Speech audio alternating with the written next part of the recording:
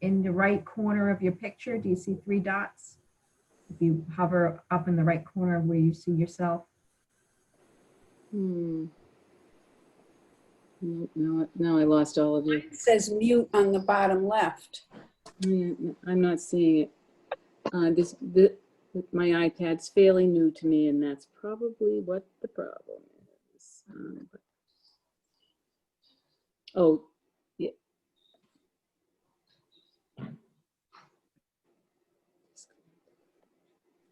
I can mute you from here, I think. Okay. All right. But I'm not sure I can unmute you. Oh, okay. Yeah. All right. Do we So all mute, Charlie? you should all mute for the time being. Okay. Judy, if I hit this button, it says ask to unmute. Can you do that? Yep. Good. All right. Okay, so now I'm going to ask you to mute for a couple of minutes. We'll call the meeting to order. First of all, I have to read the statement about virtual meetings. I believe we are recording now pursuant to Governor Baker's March 12th, 2020 order suspending certain provisions of the open meeting law and the governor's March 15th, 2020 order imposing strict limitations on the number of people that may gather in one place. This meeting of the Attleboro Board of Library Trustees is being conducted via remote participation. No in-person attendance of members of the public will be possible as no members have physically gathered, but every effort is being made to ensure that the public can adequately access the virtual proceedings as provided for in the order. A reminder that persons who would like to listen or view this meeting while in progress may do so by accessing the online link which we have provided in the meeting notice, which was duly posted. We will post a recording of this meeting on the city's website as soon as we are able. I need to announce the names of the board members present. Mr. Patel. Is he present? I see Mrs. Straminsky, I see Mrs. Benz, I see Mrs. Mangiarotti. I do not see Mrs. Gould, who I believe is trying to enter.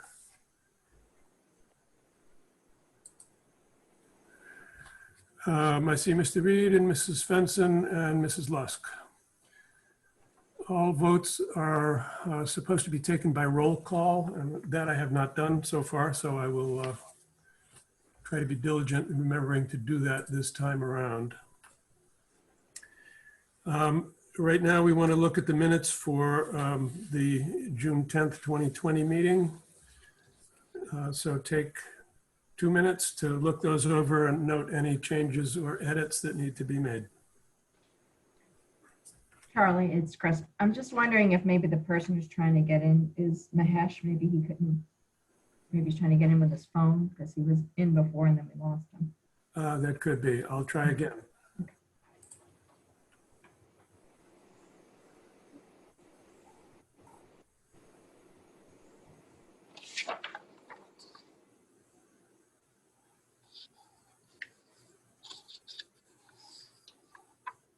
I don't see that person anymore, so we'll keep an eye open for him.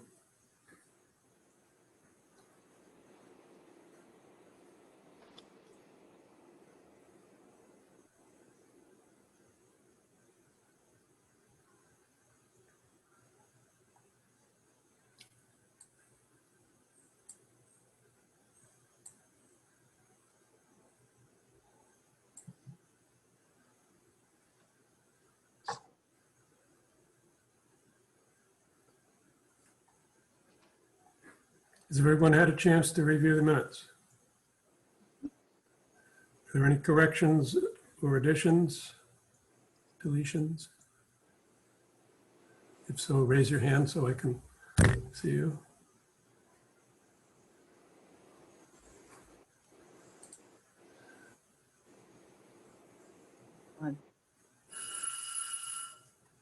Okay. Having heard no comments, I will assume that we all accept the minutes as they have been presented. Is that correct? Well, Eileen was raising her hand. No, it was a mistake. Oh, I was just waving to everyone. okay, that's fine. I'm just making sure you didn't have correction. All right. Okay, so You just got in. I will assume then that every member is voting in the affirmative on that. Is that correct? If anyone disagrees, wave your hand. Okay. Raise your hand Minutes are, if you agree. sorry, Raise your hand if you agree. Is that what you? if you have a correction or addition, raise your hand. Otherwise, I assume that you are accepting the minutes as presented. Okay. All right, moving on to business required by law. Christine, is there any? There is not. Okay. Mahesh, I see you there. Do you have a treasurer's report for us? Yes. Okay. Just before we took a break in July, we voted to increase our budget for this fiscal year 2021 from almost $65,000 to $70,000, and there was some left over balance from last fiscal year of about $14,700. So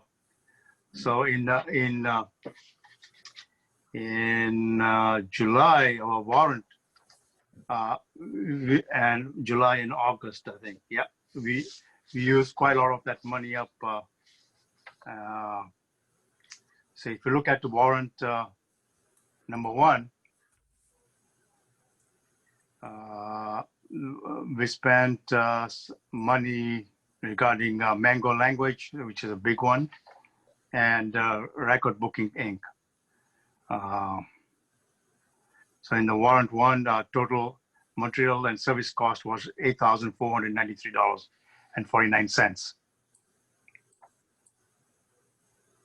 Well, I guess I don't have warrant one for you to look at. Okay, so sorry, I was just refreshing everybody. Okay.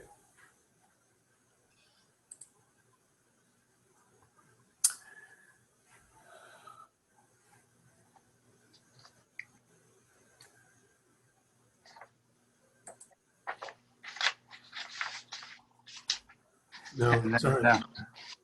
And then warrant two, which was in August, if you look at it, the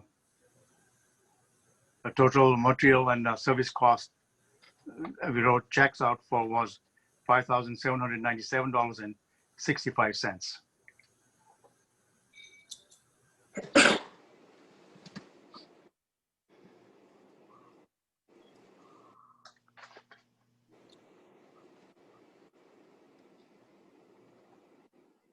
Oh, here's warrant one. I beg your pardon. There is warrant one.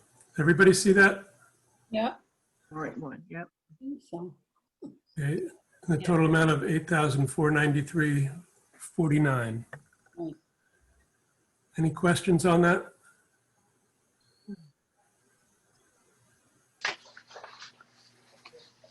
Okay.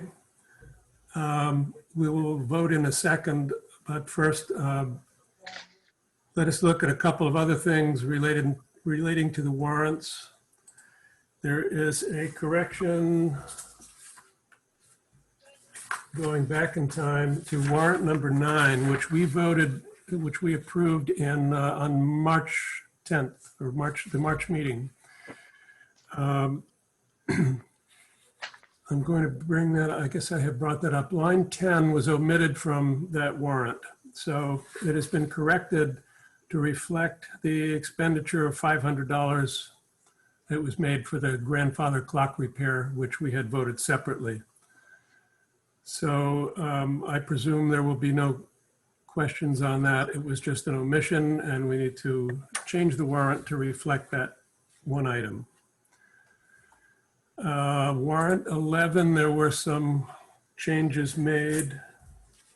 Warrant 11 was voted on June 10th in the amount of, well, I don't have the original amount, but we have reduced the amount. There were certain expenses that we had put on the warrant, which were in fact paid for by the city out of state and federal money. I can't recall which is which. Christine, perhaps you can refresh my memory. But anyway, the city paid those expenses for us out of funding that they had received. So we were actually reducing the amount of that warrant.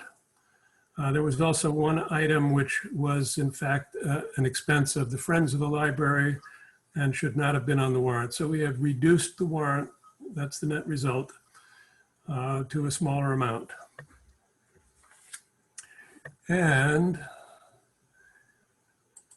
we have warrant number 12, which needs to be voted. So this is where, as Mahesh was saying, we started putting the pedal to the metal and spending our money before the end of the fiscal year.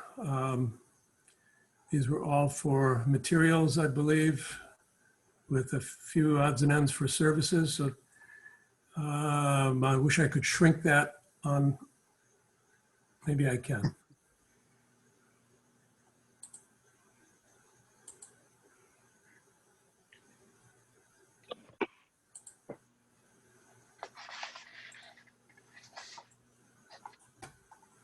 Okay, so take a look at that. If anyone has a question, unmute yourself and sing out.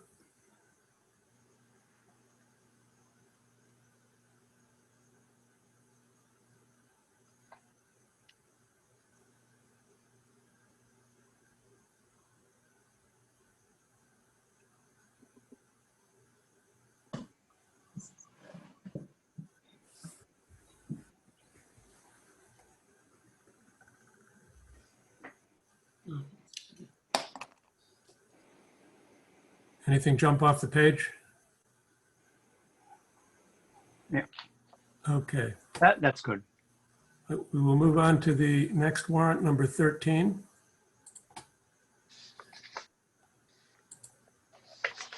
Let me shrink that down.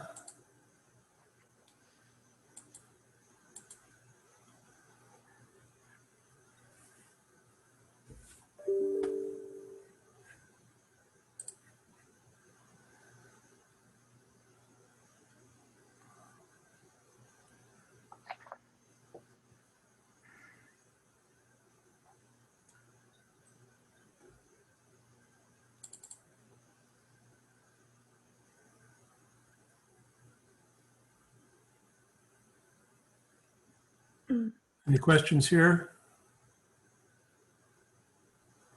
All right, we also on this warrant have income of circulation gifts of $30. Friends summer reading income from the Friends of the Library, I believe. That's correct. Yeah. $500, and also from the Friends for Big Read of $500. So we will want to accept in $1,030 in income. So I'm going to ask you if you have any objections to any of the warrants that you have seen so far. If not, we will vote on them as a block. Are there any questions? Okay, in that case, I will ask for a vote to approve warrants. Number 9 is corrected, 11 is corrected, new warrant number 12, new warrant number 13, and new warrant number 1. Is there any discussion on those or this process? Okay, stand by.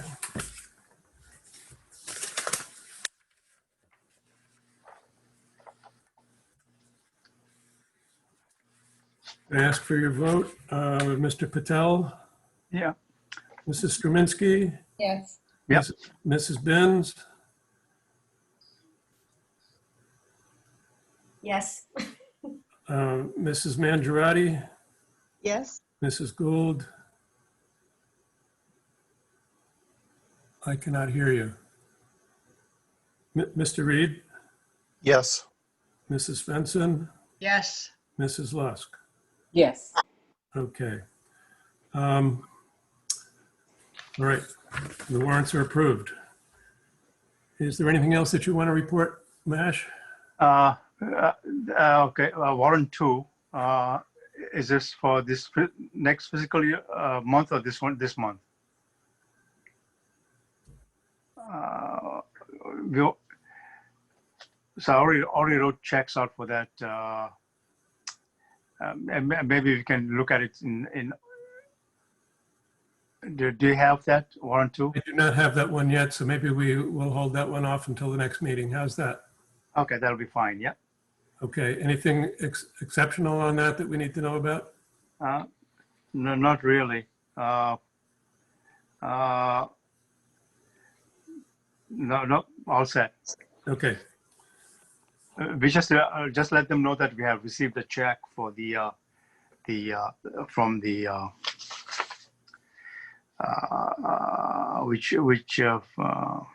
It's your for Maria Chavezski, Cherenza, Marie Cherensky. Lorenza. Cherenza, yes. Yeah. Just to be used for educational purposes. We have some accumulated funds. We're starting to spend some of those funds now, which is a good thing. So we expect to have apparently several more years of checks coming in, which is lovely. So grateful for that. Do we have a balance in the checking account currently? Yes. As of today, the balance is $5,183. Okay. Do you need money transferred from Rockland? I think we should. Yes, please. We'll send the amount of warrants 1 and 2? I think just Warrant 2. Warrant 2, okay. Right. Any further questions for Mahesh?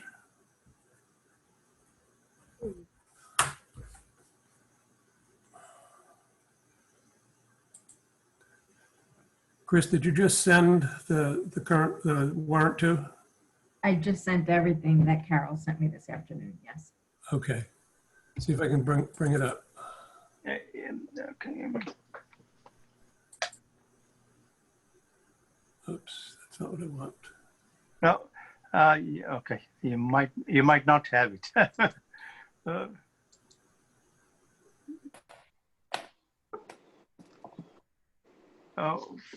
Charles, Yes. the Warrant 2, the total amount that needs to be transferred is $5,797.65. $5,797 $97.65. 65. Okay. All right. Okay, we'll do that. I'll make sure that happens tonight. Okay, thanks. All right, so let's move along. Chris, can you give us your director's report? I see that you emailed it to us, but it came through late, so give us a synopsis if you would. Sure. It's a shorter report than usual.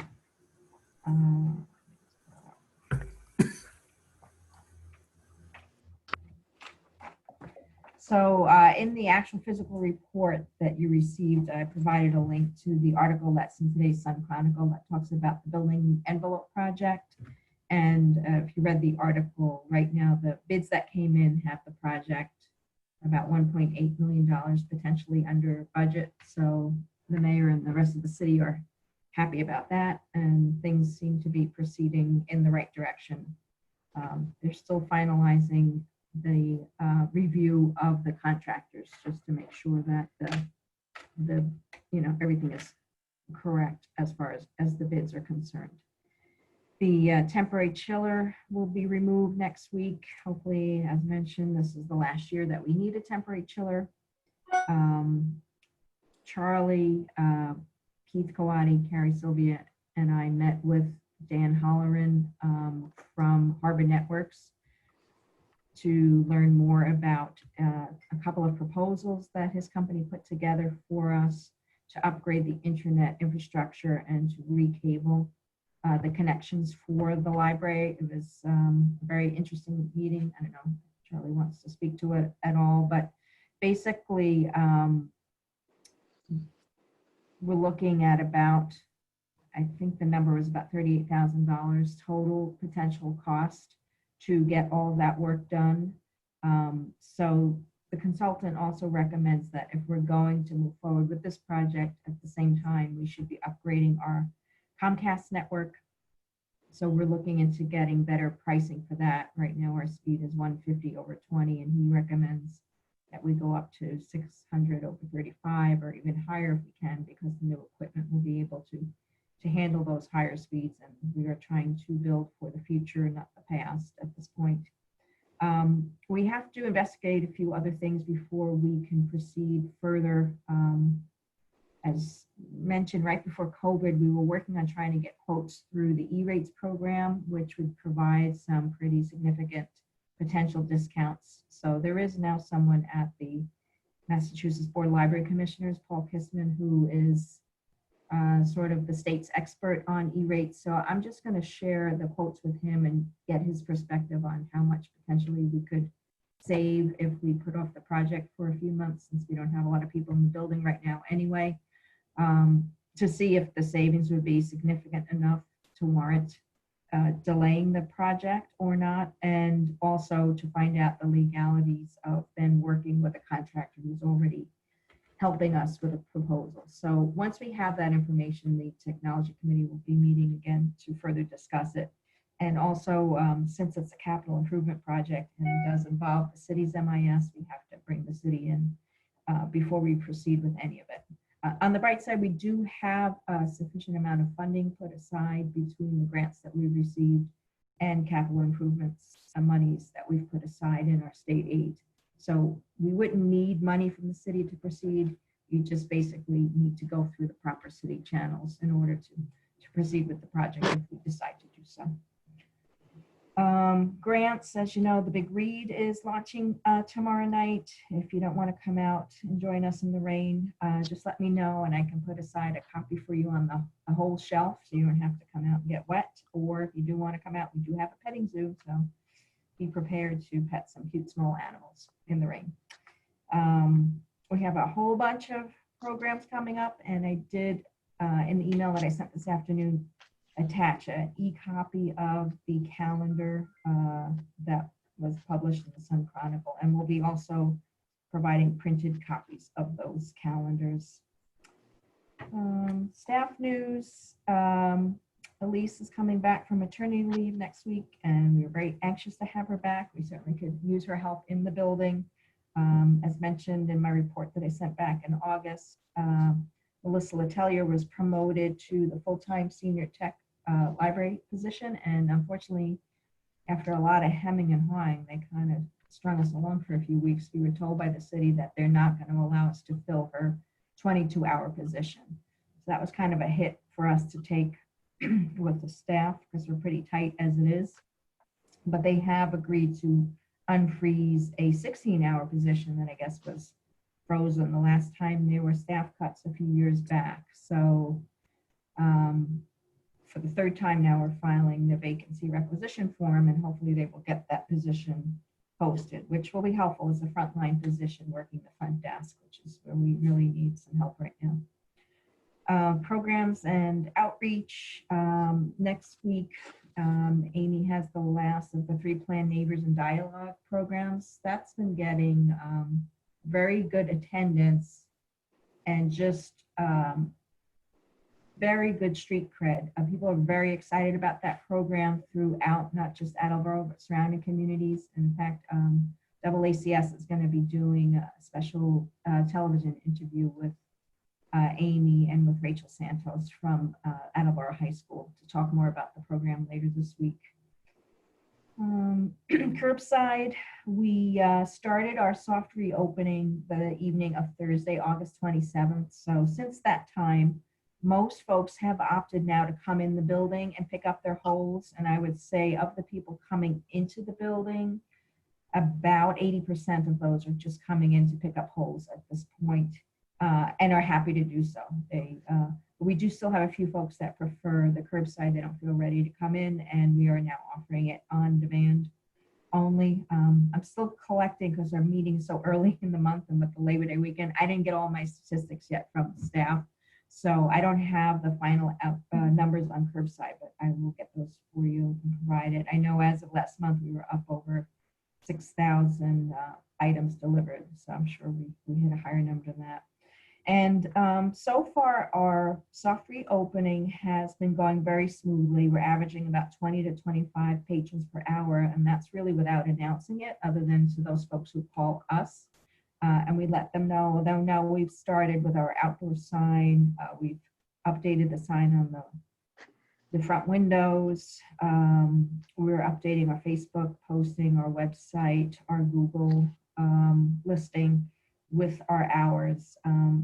I also reached out to the city to see about the potential for getting 2 of the temporary workers that like the 4 folks that they have working at City Hall, because those are covered by the COVID, the CARES Act grant. So I've asked if we could potentially get 2 people like that, because it's a big hit with the 6 hours per day. Having to staff that with 3 people, that's a lot of positions to fill, in addition to our regular desk positions and all of the stuff that we have to do when we're not on the desk.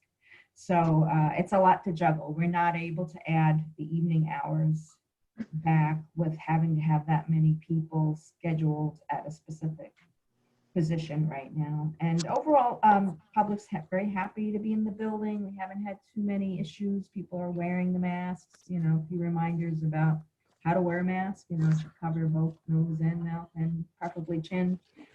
Reminders about hand sanitizing.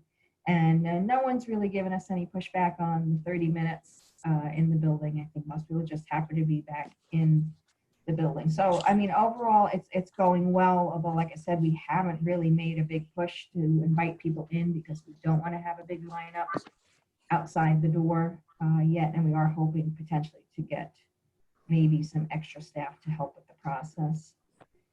And the grandfather clock is back. It's chiming. It looks great. And John Hutchinson says that it should be good now until summer of 2023. That'll be the next time, and it'll just need a minor tune-up. So watch for some pictures of that on social media. And just a reminder that this month, the Friends of the Designated Charity, I guess I left out the name of the store in my written report. It's at Shaw's. They've been the designated charity for so many different stores. This month it's at Shaw's in, I guess that's North Attleboro. And thank you to the Friends also for co-sponsoring the publication of the APL Writers COVID Experiences book that is being printed as we speak at Pleasant Printing. So that's my report. I'm happy to answer any questions. Any questions for Chris? If you're in the neighborhood, pop in. You can see how hard everybody's been working. It doesn't look like the place we know and love. It's full of plastic shields and gates, check-ins, and so forth and so on. But it's evidence of just how hard everybody's been working. And please let everyone know that we love them dearly and we appreciate all their efforts. So We'll pass that along. thank you for that. All righty, then let's see. We need to go on to, let's see, we talked about the technology committee and I don't have much to add to that except that this is a forward-looking improvement to our infrastructure for Wi-Fi and public access and as well as the private access for the staff. All of the above. We need to be not just patching up old pieces of equipment with newer pieces. We really need to expand our bandwidth and rewire. There's just a rat's nest of wires which cannot be identified, and so there will be clean rewiring and everything will be neatened up so we know what's what. If we go with the bid that we received from Harbor, it would come with a service contract something that we're going to have to figure out how to pay for each month, what, $375 a month, I believe. But if something goes down in the system, whether it's a piece of equipment or something's not functioning, we have 24/7 coverage to make it right, to replace the equipment, to tell us how to get up and running if we have a problem. So all of this is good stuff. The emphasis has been not to nickel and dime the project, but to try to accommodate as much as we can what we can foresee coming down the road 5 years from now. So it's been a long time coming, but I think we're very close. We've got the money in the bank. We just need to go through the legal hoops to make it a reality, and we're going in the right direction. It's nice to see. So enough said on that, unless you have any specific questions. Seeing none, we'll move on to any unfinished business. Any more to add to what you've already said about the building envelope project, Chris? Not really, other than, work is potentially going to be starting in October, and the first part of the project will be the 2/3 floor external roofs, those flat roofs is the first part of the project. And then it comes inside to the 4th floor, which is now where staff is working. So as mentioned in my report, and I don't know if I mentioned it in my review of my report, we're in the process right now of emptying out a lot of stuff that has been stored on the 4th floor because we have to empty out this giant storage room, and also working on a plan for relocating technical services staff into the tech lab on the 2nd floor while this part of the project is being done, and that part of the floor will be closed. Chris, do the Friends of the Library have to move all their books? No, because luckily for you guys, it's only the new part of the building that's being worked on, not the old part of the building. So Carol can stay, and the Friends can stay, and the Historical Commission can stay, and we have a lot of stuff stored. I have all those missing chairs from all around the building are now stored up there because we can't have cushy furniture right now. So I think the contractors think we're nuts because he didn't see the library like before. He just thinks we're storing like 40 pieces of furniture. And I'm trying to explain to him, like, this is not how we normally operate, but it's a big project. Okay. It was nice to see that the bids were less than what we expected. Yes, that was, I guess, one positive outcome of this horrendous pandemic. Can we get that? Can we get other stuff from that extra money or no? No, but the city will be very happy to get that free cash at the end of the project. So I'm sure if we decide we wanted carpeting, which we will want carpeting, and some other things that we will probably will want. I was thinking about the children's room, Oh, no. but I don't know. Probably not. Yeah. But probably stuff that will refreshen up the building once they finish all the construction, like the ceilings and carpeting and paint and stuff. I think they would probably put out for us. Plus they have to do the ADA compliance work. So that would help with those costs as well. Right. That was good. The elevator also, will be taken care of, which is another plus. And that's only because these numbers are coming in as low as they are that we're able to add that into the original amount that was bonded. So good stuff. All right, next item is the grandfather clock, and that I believe, let's see, is the 2250 for the whole project, or is that including the restoration of the face? That includes the restoration of the face. So. Okay, so we need to vote additional money on this, I believe. Is that? Well, you actually already approved it. Did you approve this? Yeah. Okay. Yeah. All right. Thanks. He had given us an estimate and it came in right within what he had estimated. Okay, so this is the actual number as opposed to what we voted for. That I recall voting for it now. All right. Okay, so nothing to do there except pay the bill. The next item is the reopening plan. We've talked a little bit about that. What's coming next as far as reopening, Chris? hopefully more staff. I mean, otherwise, the plan as it is now is how it will continue until there's some change from the governor as regards to numbers of people in the building. Right now, we're limiting our totals at 40 people, and we haven't actually hit that number. Most people are coming in and out. We don't have study rooms available. We can't allow group meetings in the building as yet. And like everyone else, we're sort of waiting to see if there's going to be some sort of second wave where we are forced to maybe pull back services versus adding services. So I think we're at where we're going to be for the time being. And our biggest need at this point is just more staff in the building to help manage the process, because we can't just keep the doors open and allow people to come and go because we have too many people that just won't go. So we have to kind of know who's coming in so that we can find them and ask them to leave after a certain point. Honestly, that's our biggest issue and need. And the mayor does want us to continue as a city entity with the contact tracing. So that also requires that sign-in process that some of you have experienced in the building. Excuse me, have you advertised at all that you are open? You said before that without advertising you had. We have not advertised it, not like a big announcement. We've only, when people call and say, I have a book on hold, so we say, hey, come on in, these are our hours. We're slowly putting a few things up on Facebook, but we haven't done a big announcement because we don't want to be overwhelmed. We also do have a little bit of concern when the schools, which I believe are still planning hybrid, when kids aren't in school, we suspect that some parents or some kids may think, oh, well, the kid can hang out in the library for 6 hours. And, that can't be the case. We just can't have people in the library for that long because we have limited numbers of people that we can accommodate. So we're being cautious. Okay.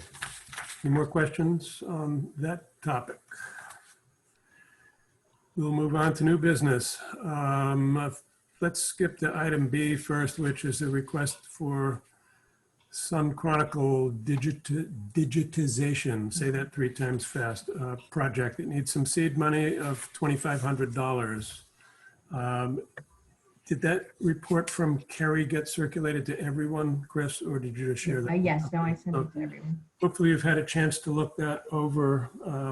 It'll be an ongoing project. It will hopefully be, looks like we have a funding plan for it going forward. And it looks like Carrie had been counting on being able to take reference gifts that had accumulated to get that underway. And we've already earmarked those for other things.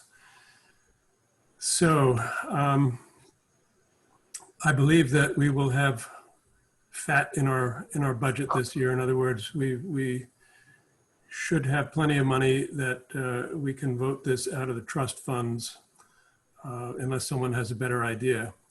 But I would recommend that we seed this project with $2,500 from the trust funds.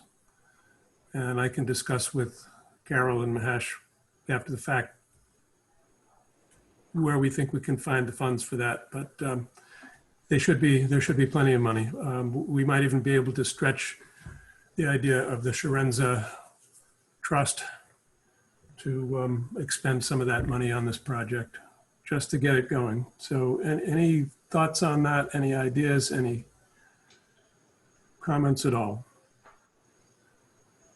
Well, I did want to mention that, we are going to be looking for grant funding as well. There are monies theoretically. I don't know which grants are going to be available this year with all what's going on, but Mass Humanities will often fund this type of project for ongoing. And when I was speaking with the Friends last week, we were talking about trying to launch like Adopt a Year program or Adopt a Real program, where people can, select a year that's important in their lives and, help fund the digitization of a specific year, once we have the project up and running. And particularly, we're talking about using some of the funds that were donated in honor of John Carty, maybe to get 1 or 2 reels put up in his honor based on the year that they select.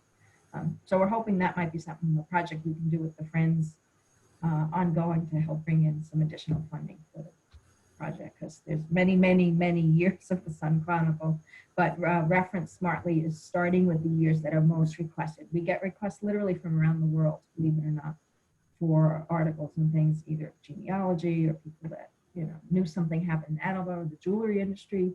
So they're starting with the most popular years based on Eleni's research of how many requests they've had. And it's always been, most of them have been in the 1960s and 70s. So those are the years that they're starting with. So do we need to take action on this tonight, Chris? It would be nice, because I know Harry would like to get started. There's a deal, there's always a deal, but I mean, the company is hurting right now, so they're giving us a pretty good price. So if we were able to get the $2,500 to get going, then she would get started with the first couple of reels, to kick off the project and lock in that pricing with the vendor. We get to keep that pricing for a while. Would it make sense if we expended the money out of the trust funds for now, and if we receive funding from other sources, donations to Friends or grants that come in, that we replace that money at some point? Does that make sense? I think honestly, we probably will need both. It's a big project because we're starting with the 60s and 70s, but her goal would be eventually to have a full run of the Sun Chronicle. So next we'd go back to the 50s and then probably the 40s and then move forward depending on copyright. What's the time span, Christine? Time It goes span back to 1897. No, the project itself. Will it take 1 year? It's going to take years. Years. Okay, It's so going to take years. so if you can budget maybe 2,000 or 2,500 every year for next several years, it should be okay, I think. Charles, I was just thinking that this last fiscal year, we had a lot of money left over, and we used a lot of money for various projects too. So we should have enough money without dipping into the trust fund. Even better. Well, sounds to me like we need to have a motion to approve the expenditure of $2,500 from the most logical sources. How do I word that? From unspent, from surplus from the 2020 fiscal year budget. So moved. Second. Is there any discussion? Okay, I will now do a roll call vote. So Mr. Patel. Yes. Mrs. Straminsky. Yes. Mrs. Binns. Yes. Mr. Mangiarotti, Mrs. Mangiarotti, excuse me. Yes. Mrs. Gould. We're not hearing her. I don't know why. Well, she's gone. Okay, Mr. Reed. Yes. Mrs. Svensson. Yes. Mrs. Lusk. Yes. All right, so that is approved. Thank you all very much. The next item is that we have Veterans Day falling on our next November meeting date, on November 11th. What is your pleasure on that? Does that interfere with our ability to meet?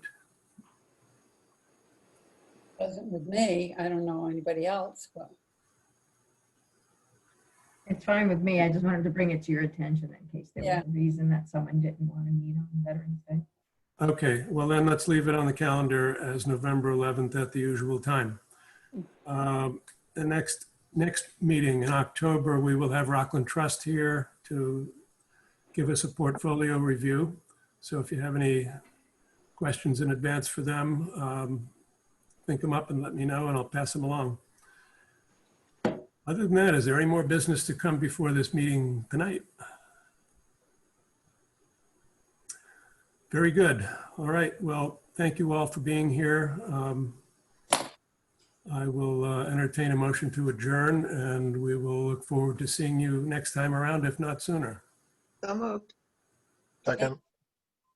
All in favor, raise your hand. Okay. Meeting is adjourned. Thank you all. Yeah. Thank you. Bye. Hey, Charlie.